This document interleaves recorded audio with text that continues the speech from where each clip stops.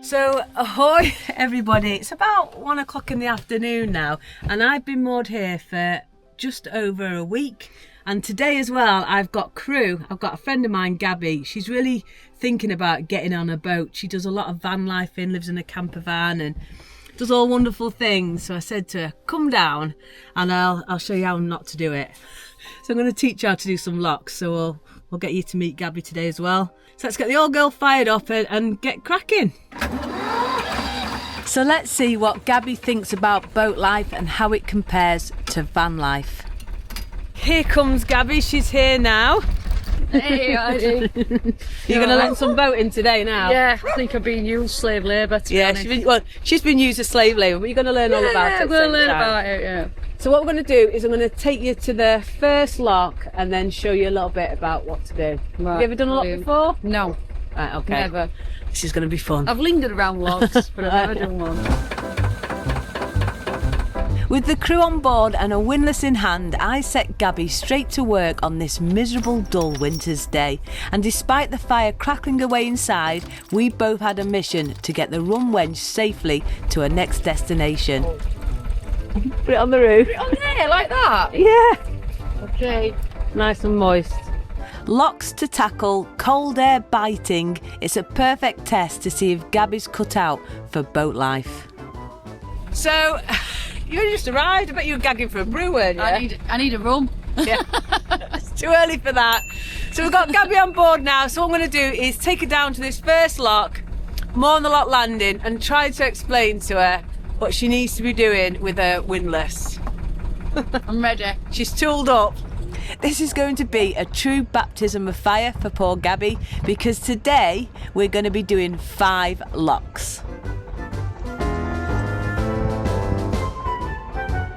And after a very short cruise, we arrive at the first lock of the day.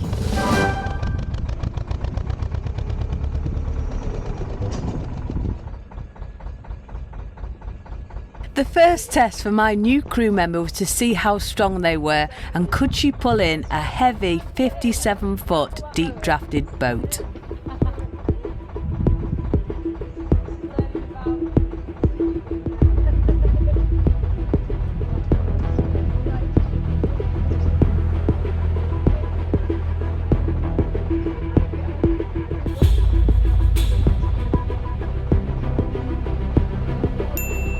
With the first challenge conquered, Gabby's next test was to see if she could follow instructions and master the art of using a windlass to set a lock.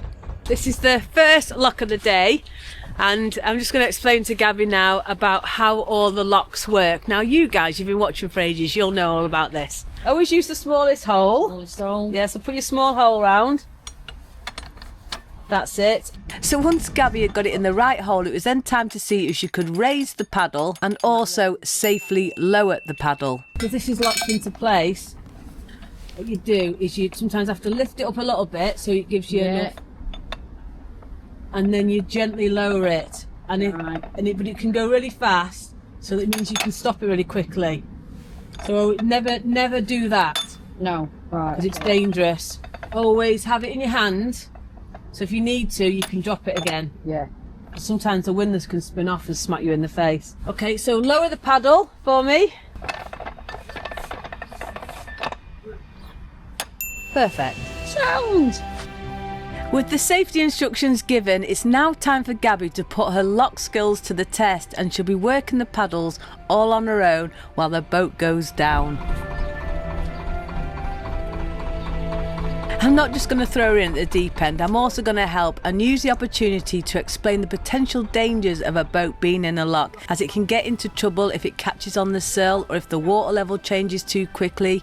So I'll make sure she knows to watch the boat like a hawk and keep everything steady. Right, so let me do mine first so I can get on.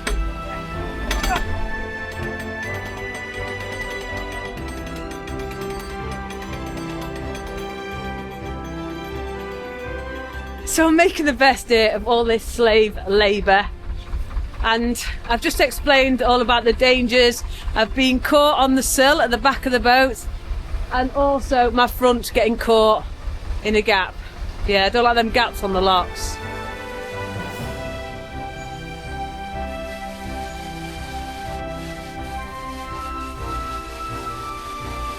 So this here is Wardle Lock, or also known as Maureen's Lock, because there used to be a lovely lady that lived in the house there and used to help all the boaters through this lock. But we're now going on to the Wardle Canal, which is the shortest canal there is on the whole UK network, and I think it's about 45 metres long.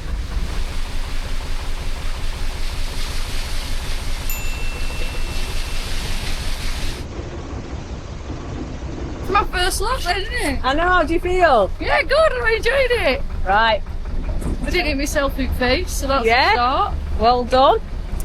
So I was just telling these guys that this canal here now, from that lock to this bridge, is called the Wardle Canal, and it's the shortest canal on the whole of the What, network. just there? Yeah, No. yeah, and this was put in place. This links the Middlewich branch of the Shops Union. Ahead of us there is the Trent and Mersey Canal, and which takes you then onto the Bridgewater Canal if you keep going that way, or you can get to the Maxfield Canal and beyond. It's like a bit of a junction, this. I'm going to be turning left here. Well, go beyond. Give it, go on, give it two. Am I allowed? Press me buttons. Where is Yes, it? there. Which one? That one. Bottom one. Top one. Top one. That makes you feel instantly better, Heidi. Made the balls of this turn. That's it, mate. Fiddling with your buttons.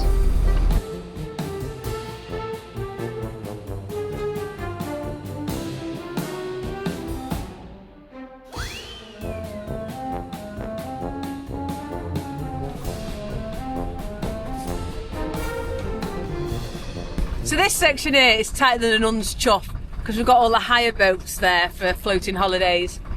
But when we get on a good stretch after we've done these locks, you can have a go at driving. Having a go. Yeah? You up for that? Yeah, I trust you. I trust you. I don't trust myself, I trust you. Just always go slow, take your time, and it's all back to front. So if I want to go right, you pull the tiller to the left. Oh, yeah, well, that makes perfect sense then. She used to be an ambulance driver, so you're used to driving big things, aren't Yeah, I'm used, yeah. I don't mind driving big things. you? It's just on a boat, on water, you've got no brakes. No. And also the people's boats. You alright? Yeah, so unfortunately what I'm there is, this boat is on the lock landing, half his boat is, so I can't get my boat into the lock landing, which if I was single landing today, that would have been a right nightmare, but luckily I've got Gab, so yeah, I would have had to have moored onto this boat just to get off and do the lock. And climbing across stuff when you've got a rope in your hand and a windlass, it's not ideal. I would have been able to do it though, obviously, but it's just a bit of a faff. So I've just been teaching Gabby a little bit of lock etiquette, so just to go forward first, check no boats to come in, you know, and wherever the water level is in the lock, if it's in my favour or in the other boat's favour. So she's just been and checked and said nothing's coming, so she's now opening them pedals and setting the lock for me. Oh, it makes such a lovely change. It didn't take long for Gabby and me to settle into a perfect routine working the Rum Wench through the locks. And this is one of the key differences between van life and boat life, as although vans offer greater freedom to go further and explore areas quicker, boats provide a slower, more tranquil pace paired with unique challenges of managing moorings and navigating locks.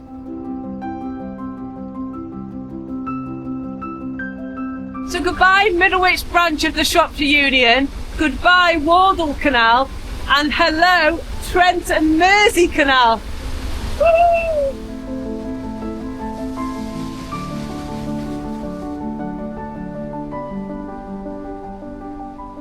And also, by the way, I have to say that my gears seem to be working perfectly again. So if you remember, over the past few weeks I've had trouble getting the old girl in and out of gear. She's been a bit of a faff, but my friend Ricky's an engineer, he came out and fettled with her and she's working great again, which is wonderful. The only thing I need to organise now is to get the old girl serviced. I normally get a service twice a year, and I'm going to do that now over winter, give her a good service, get new oil, and she'll be ready then for the next year's adventures. And I really do have some exciting adventures planned for next year, both in my camper van and aboard the Rum Wench. So be sure to subscribe so you don't miss out when those plans are revealed in the coming weeks.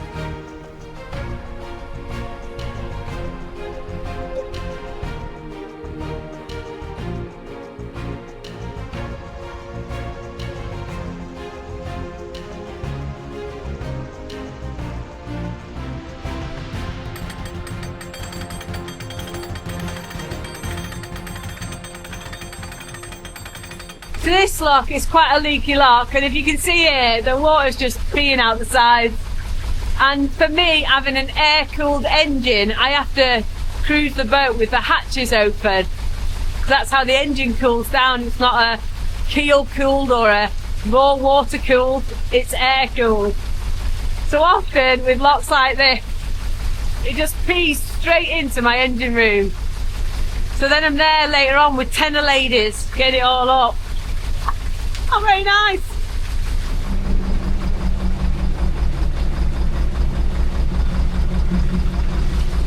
So one of the good things about today is Gabby's come along because she's thinking of getting a narrowboat and she wanted to experience what it's all like in winter, you know, feel real boating. But for me, I've not had to climb up any of those jizzy, slimy lock ladders. Everything's good, so I'm not covered in crap today. Well, not yet anyway. I think we've got one lock after this one, but I'm going to stop for water first. So how are you finding it? I'm loving it. Oh yeah? Yeah! Oh, that's great. I'm having a right blast. It's soaking me right up. So what we're going to do now is, there's a water point down here, so whilst we're passing, I'm going to fill it with water. I've got one more lock and that's it.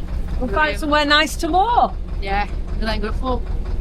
Yeah, and found a pub. With most of the locks now conquered, we cruised past a sadly burnt out boat to the water point where the mighty Rum Wench stopped for a well-earned drink.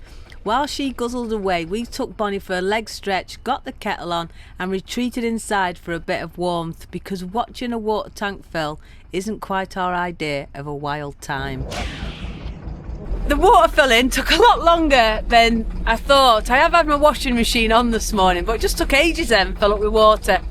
But it is going dark. This is the joys of winter. It goes dark a lot earlier. We've got one wide lock to do now. We have been inside and had a coffee whilst we're waiting for the water to fill. So we're quite refreshed and warmed up. But got this one wide lock and then we're going to find somewhere to moor. Yeah, but we may be mooring up now in the dark.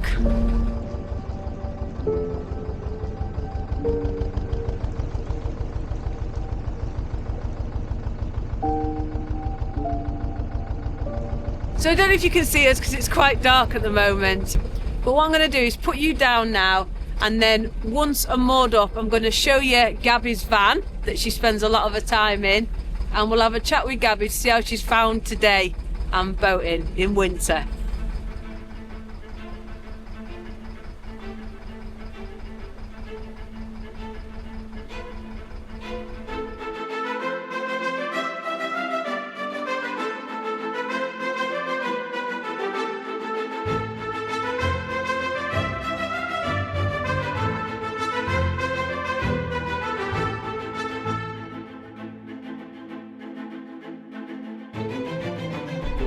So we have just moored up now, but I couldn't get my boat anywhere near the bank. There's a big gap and I'm on pins, but I couldn't be bothered keep cruising trying to find somewhere to moor in the pitch black, so it'll do for tonight.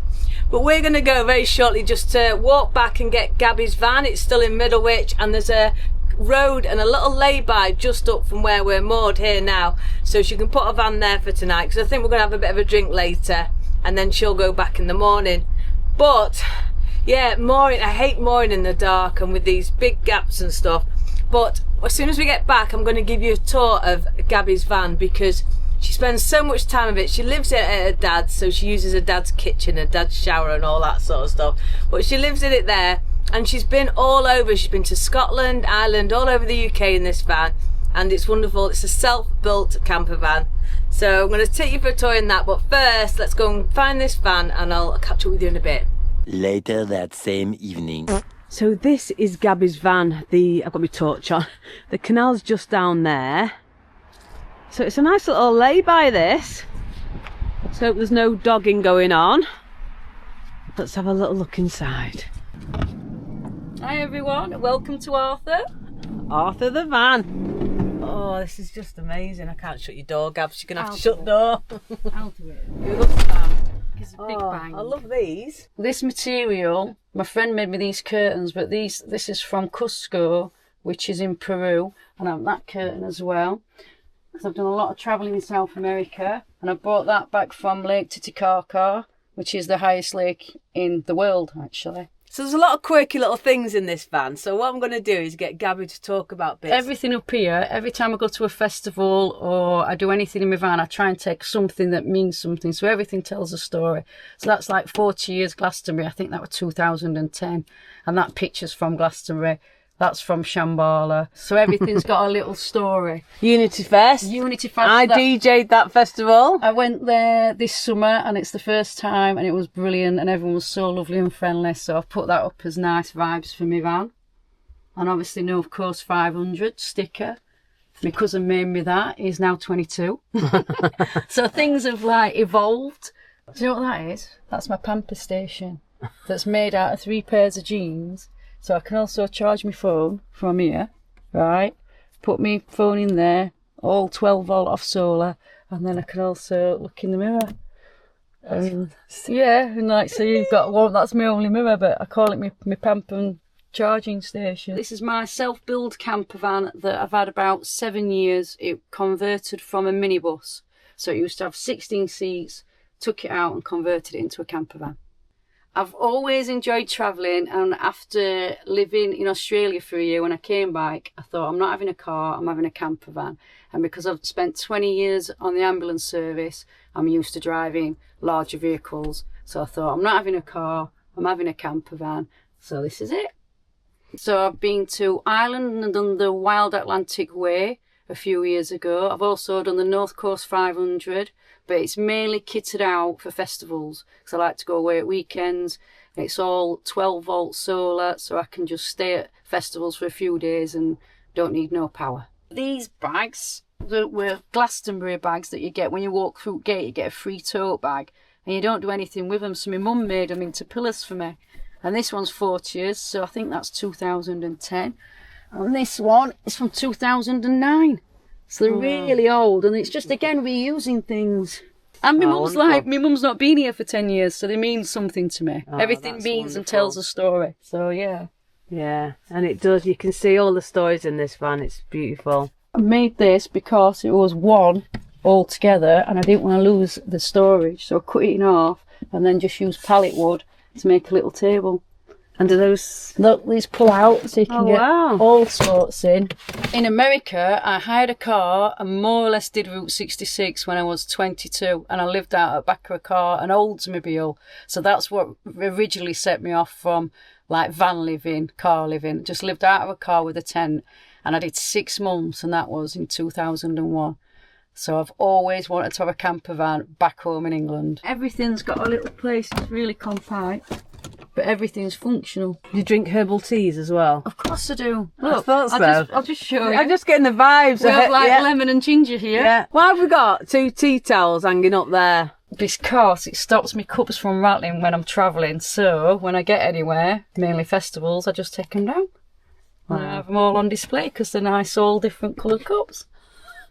And where do you get them cups from? They are a bit quirky, aren't they? Sheffield. This is Park Hill Flats. That's Cooling Towers. So they're all famous landmarks of Sheffield by a local artist. So what's this here? This is my booby blanket because everybody needs a bosom for a pillow. And it keeps you warm. Oh, that's lovely. Yeah. I mean, it's beautiful, that way you've done it out and that. But I'm getting the sort of feelings of a quite spiritual. Are you a vegetarian? Yes. See, I know, I can tell. I've got this sight. Do you do yoga? I do yoga. I do aerial yoga. Aerial yoga? What's aerial yoga? I hang upside down to stretch my spine out. Oh my God. So I've also walked the Camino Santiago, and I did the French way, which is 500 miles, where you start in France, go over the Pyrenees, and it's throughout the whole of northern Spain. I haven't got much in there from here, but I do a lot of travelling and walking. So when you're not travelling the world and you're not travelling the UK in this, you actually live in this at your dad's, don't you? Yeah. On his drive. I've lived in it for a couple of years on my dad's drive. I hook it up to mains then, and it's just been a way of being able to save up money to go travelling again. Because that's all you're doing it. Yeah. You just work. Every spare penny she gets, she doesn't invest it in like a property or out like that. Every spare penny, it's always planning the next adventure. That's so it. What is the next adventure for you? Hopefully Canada, but I'd also really like to do more of Ireland in my camper van. Right, but Canada you won't take this across. No, I won't take this across now. But you have hired camper vans in New Zealand? Yeah, this time last year I was in New Zealand and I rented a camper van for 9 weeks and just toured both islands. Wow. That's just... Yeah, on my own, but, you know, that's just amazing. Lonely on my own. Yeah. Oh, I just love it. I think you're just very inspiring and it's wonderful. And this place is just absolutely beautiful. And you're going to stay in this tonight. You're going to be warm enough? Yeah. I've got a diesel heater as well. All right. Oh, brilliant. Oh, yeah. Right. Toasty. But you're going to come to mine for a run first? Yeah, definitely. That'll warm me up. Yeah. Let's warm have a run. from the inside. Let's have a run and you can tell us more about this. But did you enjoy the boating today? Oh, I absolutely loved it. I've not stopped smiling, to be fair. I've just had a grin on my face all day. And I'm very tired. Yeah. We've not walked far, but yeah, I've really enjoyed it. It's Bill, that fresh air. It does your world of good. Yeah. Right, come on, let's go and have a run. And thanks for showing us around, Gabs. You're welcome. So good morning. My friend Gabby, she left this morning. She parked in the car park just up there and she said it was fine. It was a really nice night's sleep. She could hear the odd bit of traffic, but it's quite a quiet road, so she loved it. There was no dogging or anything going on. I've got the first mate in position now because when I moored up here yesterday in the dark, we've got a massive gap. I couldn't get in, it's quite shallow. So I've took Bonny out this morning, had a lovely walk, and there's a field and a lovely mooring just past the aqueduct, so we're going to head there. Because it's winter now and there's so many winter closures and stoppages, it's not that you can go cruising far anyway, so I just want to get myself moored up in a lovely little location that I can stay for a week or so, and I'm close to the bank so the boat's not going to be sloshed about and things like that, and just go off exploring and walking. And because I'm on home waters now, it's really easy for me to get back into for my van and go on bigger adventures. So yeah, so let's set off and find this lovely little mooring. It's not even a mile, it's just round the corner. Oh, make sure it doesn't slip. Are you ready first mate, Bonny? Are you ready for a cruise?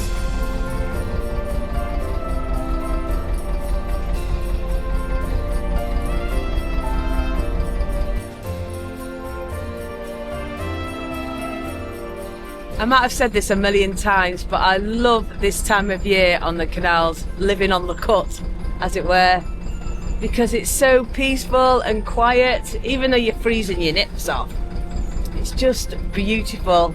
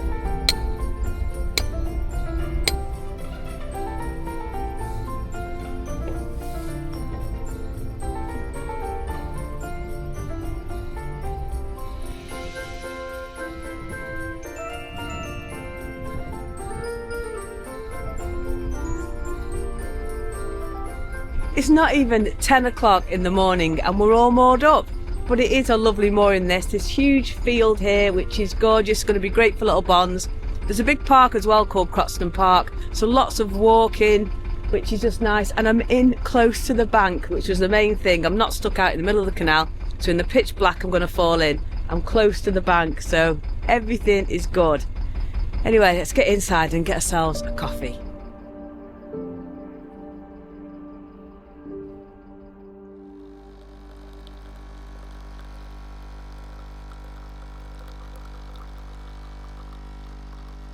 So I'm using my new mat that I actually got for Christmas.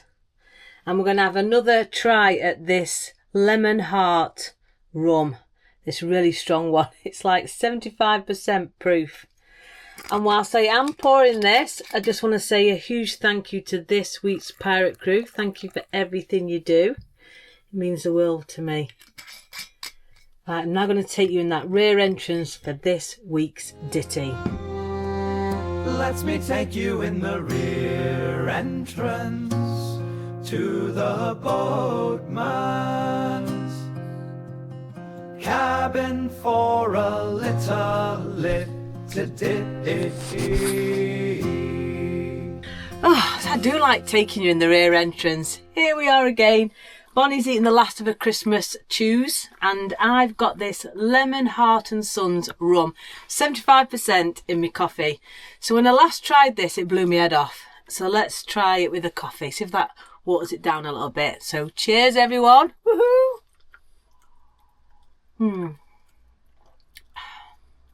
Oh, that's very, very. Oh, you can still feel it. It's still very strong, but the coffee does, you know, water it down a bit. It is very nice. It's actually a really nice pirate coffee, this. Love it. Anyway, so before we just do the ditty, I've got a brilliant ditty from the guy on YouTube. Is called You Know Me, but his real name's Jay, and he's such a sweetheart. He's sent some in before.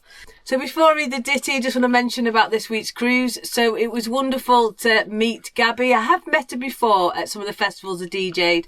But what's really good about it now is we've established a really lovely friendship. So we've said, because we're both solo female travellers, we've said in the future it'd be good to link up to go on some walks, because we're both into the same sort of hobbies, and also to do some bit of van life together. Maybe she's going to come and do another day's boating, because she adored the boating. She really wants to get a boat, and she didn't get a chance to actually cruise it because it went dark.